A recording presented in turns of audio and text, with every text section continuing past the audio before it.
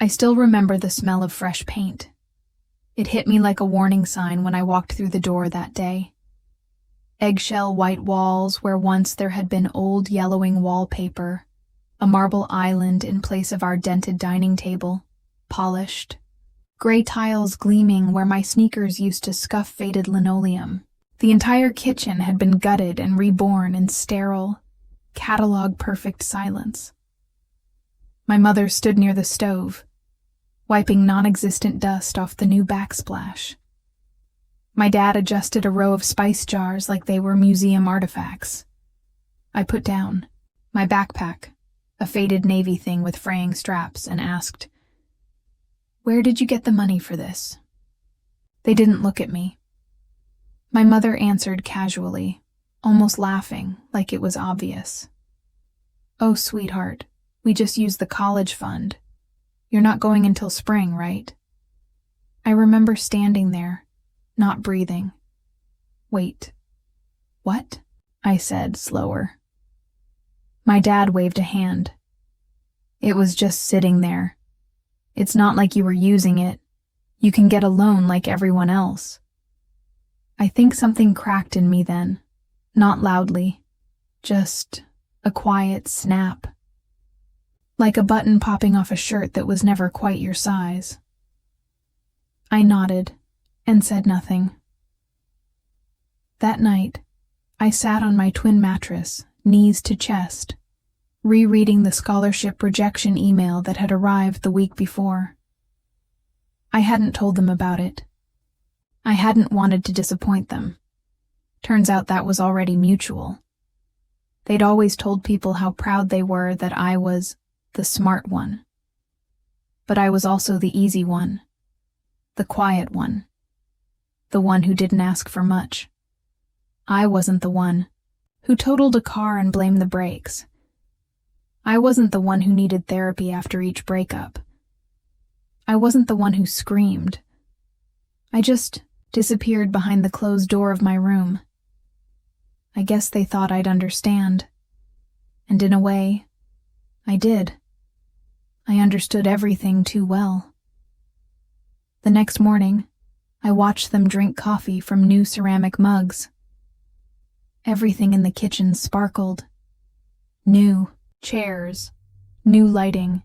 Even the faucet was one of those sleek chrome arcs that lit up blue when the water ran cold. My mother twirled her mug in her hand like she was in a commercial. "Doesn't it feel more like a home now?" she said, smiling at no one. I wanted to ask, what was it before? Instead, I just nodded again. I'd become very good at nodding. It was easier than arguing. They had this way of dismissing anything that hinted at hurt, calling it drama, sensitivity, a phase. Later that day, I sat in the garage. The old kitchen cabinets were stacked in a corner, waiting to be hauled away. I traced my fingers along one of the chipped drawers. There was a small sticker on it, half peeled. I'd put it there when I was 6. It said, A+, in faded red glitter. They didn't even remember. They used to say everything we did was for the future. I was the poster child for that idea. Honor rolls, volunteer work, debate club. I'd spent years stacking trophies on shelves that no one dusted. When they tore the kitchen apart, they threw away more than tile and linoleum. They threw away the last thing they ever pretended was mine. I overheard my dad on the phone with Uncle Dennis later that night. He was laughing. "Yeah, kitchen came out perfect. She'll manage. She's resourceful. Probably good for her to learn about debt now anyway." Debt. That word clung to me like mold. I imagined my name tied to interest rates, my dreams itemized across decades, all for granite countertops and a spice rack that no one even used. I started keeping a journal, not for poetry or feelings, just records, receipts, bank statements, a copy of the savings account they drained. Every time I logged in, the number Hit me like a punch. 0.00. It had been 32,478.840 Mollern before. That fund wasn't just money. It was time. Babysitting during holidays, declining mall trips to save, all the hours I spent doing extra credit while my friends were out. I remembered sitting through college planning meetings, hearing them promise me, "You won't have to worry. We've been saving since you were little." Apparently, their definition of "we" had changed. By the end of the week, loan paperwork started arriving in the mail. My mother left it on my desk with a post-it. "Get started on these ASAP. Deadlines are important." There wasn't even a smiley face. I sat at my desk and stared at the application. Then I opened a blank document instead and started typing something else entirely.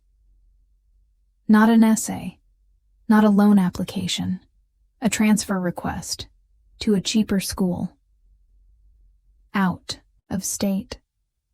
Far one where they didn't even know my name yet. I wasn't running. I was relocating.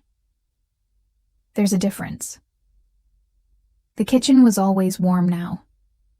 Too warm. Like the heat had started to collect in the walls, clinging to the new tiling like something alive. My father said it was the insulation.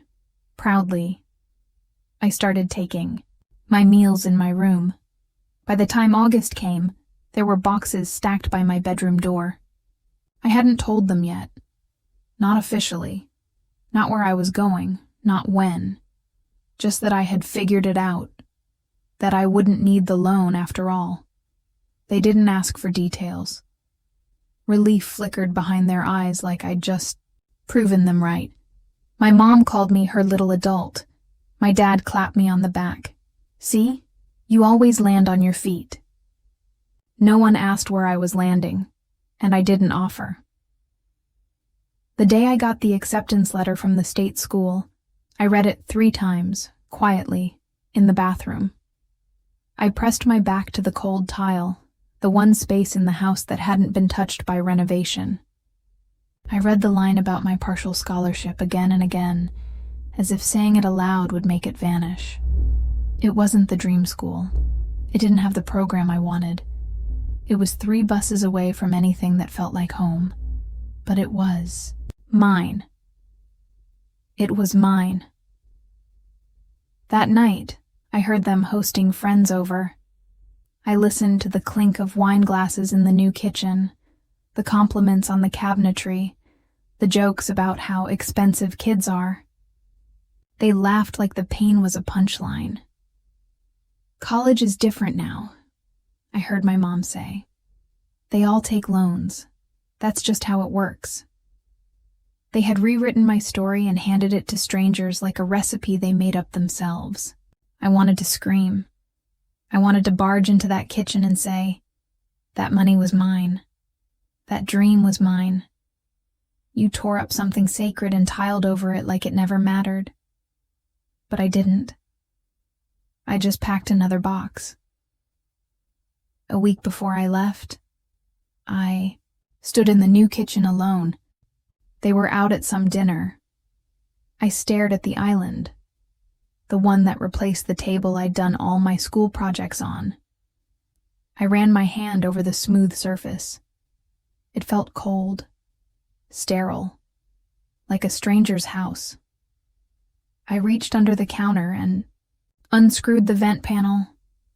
Behind it, I slipped in a flash drive. It had copies of everything. Savings records, emails, scholarship denials, even screenshots of text messages from my mom promising me, "You'll be debt-free by graduation." I don't know why I left it. Maybe for my future self. Maybe for no one. But it felt right. Like a time capsule of the truth. The night before I left, my mom knocked on my door. She was holding a new bath towel and a bag of trail mix. "I picked up a few things for your dorm," she said, smiling. I looked at her and realized something. She really believed she had done her best, And maybe that was the saddest part of all. I thanked her, and I meant it, because some gifts aren't for the giver. They're for you, to know exactly what not to become. The bus ride to campus was 6 hours. I watched the world smear past the window like a slow gray watercolor. Rows of houses, rusted fences, fields stitched with telephone lines. For a while, I pretended I was someone else, someone who left home, by choice, someone whose goodbye had been warm and real. They hadn't even driven me to the station. Dad said he had work. Mom said the neighbor's kid was coming over and she couldn't just cancel. So I rolled my suitcase alone, the wheel, catching on every crack in the sidewalk, while they stayed home with their perfect kitchen and the new wine glasses. The platform was quiet. No hugs, no photos, no teary goodbye, just a text from my mom. "Good luck, baby. Call us when you settle in." I didn't reply. The dorm room was small, windowless, and smelled faintly of bleach. My roommate was already there, her side of the room covered in fairy lights and lavender sheets. She smiled when she saw me.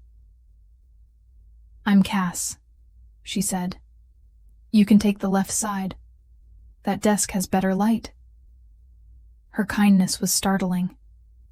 I nodded, mumbled my name, and started unpacking. There wasn't much. A second-hand blanket, a cracked mug, a few worn-out books I couldn't bear to leave behind, and my journal, the one with the folded copy of my bank statement still tucked inside. That night, while Cass FaceTimed her mom and laughed softly under her covers, I stared at the ceiling and let the silence thicken. In my first week, I kept to myself. I went to orientation events with headphones on, ate in the far corner of the cafeteria, studied in the library after hours just to avoid the noise of people trying to make friends too quickly. But in that quiet, something started to shift. No one here knew about the kitchen. No one called me the responsible one or asked me to fix their printer or drive them to appointments. I wasn't the background character anymore. I was just a person. And for the first time in years, that felt like enough. Back home, the calls started coming in. First a missed one, then two. Then a voicemail, my mom's voice, saccharine and tight. "Hey, hun, just checking in. Haven't heard from you in a while. Hope you're not too busy to remember your family." Then another. "Are you mad about something? If this is about the kitchen, I thought we talked about that." I didn't respond. I didn't block them either. I just let it ring. One night in late September, I got a notification, an email, from my father. Subject line: "Your contribution to the house." I sat very still before opening it. "We've been reviewing the equity and realized your name is still listed on the savings account we used for the renovation. That's probably just a formality. But if you could come home sometime and sign a few things, it would really help us tidy things up financially. Nothing urgent, of course. Just keeping everything clean. Hope school is going well." I read it twice, then a third time. Then I smiled. Just a little. Because for the first time in this entire mess, they remembered. I existed when it mattered, not because I was easy, not because I was quiet, but because I was written into something real. I didn't reply to the email, not right away. I left it marked as unread, though I opened it often, just to feel the weight of it again. To remember that, finally, they needed something from me. Not advice, not help moving furniture or proofing resumes. No, this time it was about paper, ownership, Control. They'd taken the money quietly. Now they wanted my silence formalized. The irony was almost laughable. It was Cass who finally asked me what was wrong. She was curled up on her side of the room, eating cereal out of a mug with a plastic fork. Her laptop glowed beside her, open to a half-written essay. "You've been staring at that screen like it owes you money," she said. I glanced up. My mouth opened, then closed.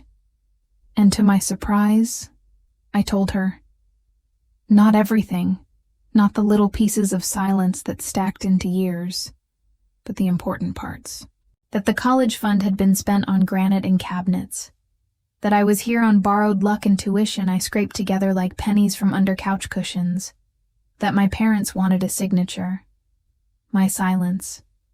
Again.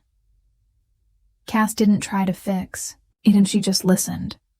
Then she said, "Don't sign a damn thing." I nodded. I won't.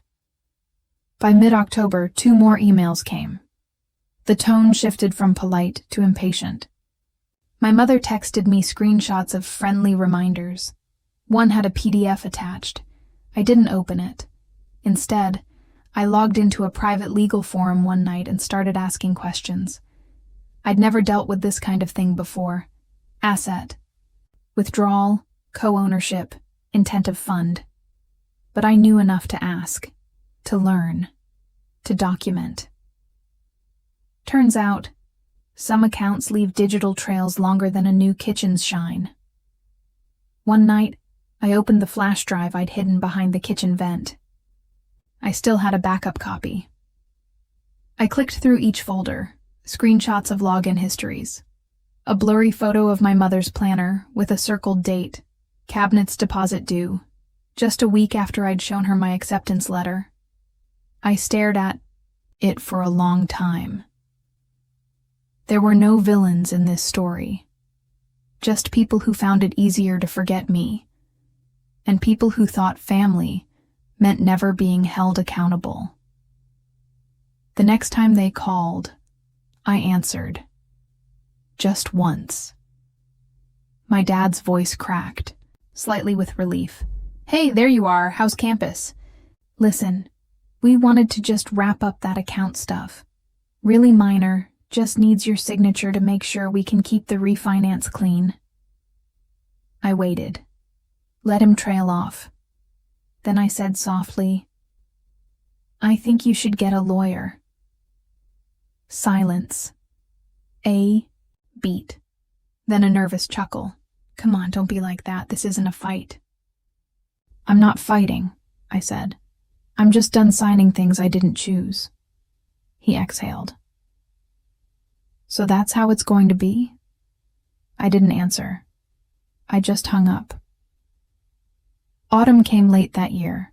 The leaves outside the dorm finally began to brown, curling at the edges like pages of a forgotten book. The wind found its way through the cracks in the windows, and the hallway heaters began to hum through the nights. It was the kind of cold that made silence feel sharper.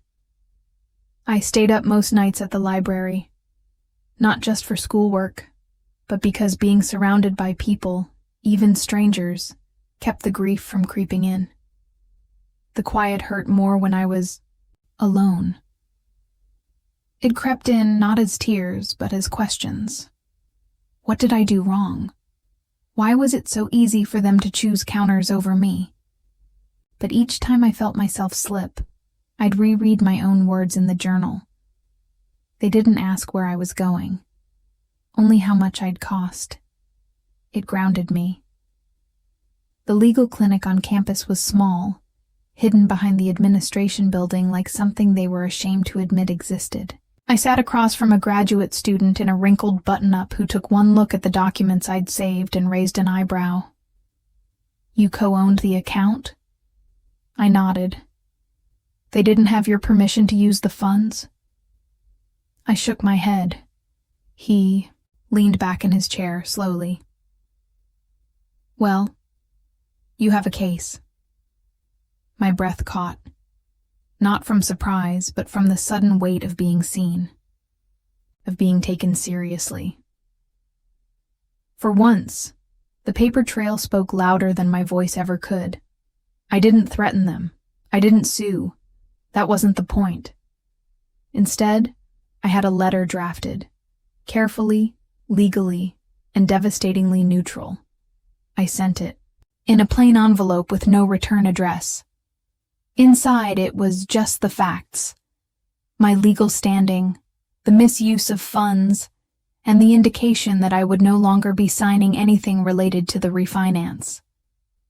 A gentle reminder that actions have records, and silence has limits. I signed it with my full name. No love, no yours, not even best. Just me. The person they'd raised to be responsible. And the person they taught, too late, to protect themselves. A week passed. Then another. No calls, no emails, not even a text. I imagined them in the new kitchen, reading the letter with tight mouths. I wondered if they finally felt the cold I'd been living in since that night I walked in and saw my future turned into backsplash and countertop polish. One morning, just before midterms, I got a package. It was from home. No note, no explanation. Just the old A+ drawer knob from the kitchen, the one I used to trace as a kid. The one they must have found buried somewhere in the pile they never really cared to look through. I held it in my hands for a long time. I didn't cry, but I didn't throw it away either. Midterms came and went. The nights blurred into each other.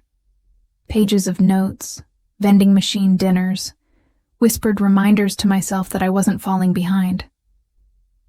Cass left sticky notes on my desk sometimes. Just dumb things. "You're smarter than the test," one read. Another said, "You survived your family. You can survive this." I kept them in the drawer with the A+ knob. It was strange how something so small, an old piece of wood and metal, felt more like home than the house I'd left behind. By November, the emails from my parents had turned brittle. "We miss you. Just talk to us. You're being unfair. Why are you making us feel like strangers?" I read them all, never deleted them. They spoke like I'd gone quiet on purpose, like the silence I'd slipped into was a weapon rather than a wound. But it had never been about revenge. Not really. It was about finally answering the question they never meant to ask. What happens when the quiet one stops coming back? Thanksgiving was 2 weeks away when my phone rang again. It was my mother. I let it buzz 3 times before pressing decline. Then the message came. "We're hosting this year. Your sister and her boyfriend will be here. We bought that cranberry thing you like. Thought it might feel like old times." I stared at it for a long time. Old times. She meant the ones where I cooked while everyone else watched TV. Where I scrubbed pans while my brother took leftovers home without asking. Where I smiled through every joke about how easy I had. It because I wasn't like them. Loud, dramatic, full of messes. No one had noticed that I was drowning. Because I did it quietly. I didn't respond to the message. Instead, I opened a new tab on my laptop and booked a shift at the student center for Thanksgiving Day. They were short-staffed, and I figured the extra pay wouldn't hurt. Cass asked me what my plans were that night as we cleaned out the mini-fridge. I shrugged, told her I had work. She didn't ask why I wasn't going home. She just said, "Good, stay here. They don't deserve your holiday." That Thursday, while other students boarded buses or dragged suitcases across the lobby, I walked alone to the campus cafeteria. It was quiet, mostly empty. I tied on the red volunteer apron and started stacking chairs for the community dinner. Outside, it started to snow. Later, I took a paper plate for myself. Just 1 scoop of stuffing, 2 spoonfuls of mashed potatoes, and a cranberry. Sauce no one had bought for me. I sat by the window, watched the snow catch on the branches. My phone buzzed once more. Another message. "We saved you a seat." No photo, no apology, just a sentence that came too late. I turned the phone face down and took a bite of cold stuffing. And for the first time in months, I didn't feel like I was missing anything at all. The first spring at my new school arrived quiet and unceremonious. No grand thaw. No dramatic sunlight. Just a slow easing of the frost. The kind that sneaks up on you. One day I noticed the ground wasn't as hard. The wind didn't bite as much. My shoulders stopped curling in, and I realized I had started breathing easier. Not because things got better all at once, but because the silence, the heavy, bitter one that used to follow me around like a second skin, had changed. It wasn't absence anymore. It was peace. They stopped calling in January. Maybe it was pride. Maybe shame. Maybe the realization that I wasn't going to bend this time. That there was no version of me coming home with downcast eyes and empty hands, ready to forget again. I wasn't angry. Not anymore. Just done. I saw a picture online by accident. A tagged photo from my cousin's birthday. My parents smiling near the kitchen island. Same cold marble. Same polished backsplash. But there was something hollow about it. Like a set piece in a theater no one believed in anymore. I closed the tab. They could keep their centerpiece. That summer, I didn't go back. I found a job at the campus archive and rented a sublet with creaky floors and a window that opened halfway. The kind of place where nothing matched, but everything felt mine. On my first night there, I unpacked my books, my mug, and that little drawer knob with the glitter sticker. I didn't hang it up.